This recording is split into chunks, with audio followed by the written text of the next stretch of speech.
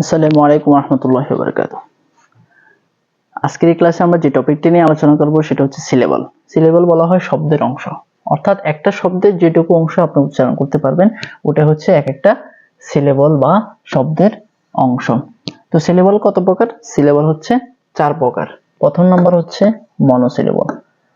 Monosyllable, তাহলে monosyllable বলা হয় যে শব্দের অংশটুকু একবার, অর্থাৎ এক শব্দের উচ্চারণ যে সকল শব্দ ওগুলো হচ্ছে মনোসিলেবল, যেমন ম্যান, ফ্যান, এগুলো আপনি চাইলে দুইবার উচ্চারণ করতে পারবেন না, এই জন্য এগুলোকে বলা হয় মনোসিলেবল।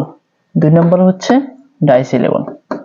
ডাইসিলেবল বলা হয় যে শব্দের উচ্চারণ দুইবার, অর্থাৎ যে শব্দের ভিতরে উচ্চারণটা দুইবার করতে হয় সেটা হচ্ছে ডাইসিলেবল, যেমন ব্রাদার, ব্রাদার, অথবা সিস্টার, হ্যাঁ, অনুরূপভাবে ফাদার।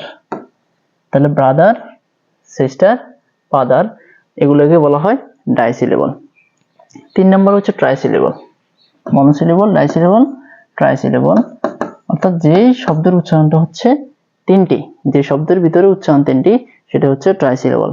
যেমন তার ট্রাইসিলেবলের উদাহরণ হচ্ছে যেমন ফ্যামিলি, ফ্যামিলি পরিবার, ফ্যামিলি। আরেকটা হচ্ছে বাংলাদেশ, বাংলাদেশ, এটা কিন্তু উচ্চারণ তিনটি। 4 নম্বর পলিসিলেবল। পলিসিলেবল বলা হয় যে সিলেবলের উচ্চারণ 3-এর অধিক, যেমন প্রিপোজিশন অথবা ইউনিভার্সিটি। এগুলো সব 3-এর অধিক উচ্চারণ। তাহলে সহজ ভাষায় সিলেবল বলা হয় শব্দের অংশ, শব্দের যেটুকু অংশ উচ্চারণ করা যায়, ক্ষুদ্রাংশ, সেটা হচ্ছে সিলেবল।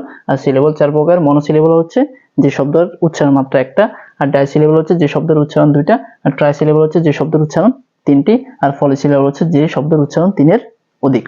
তো আজকের ভিডিওতে আলোচনা এতটুকুই, দেখা হবে পরবর্তী ভিডিওতে। ততটুকু সময় সকলে ভালো থাকবেন। আসসালামু আলাইকুম ওয়া রাহমাতুল্লাহি ওয়া বারাকাতুহু।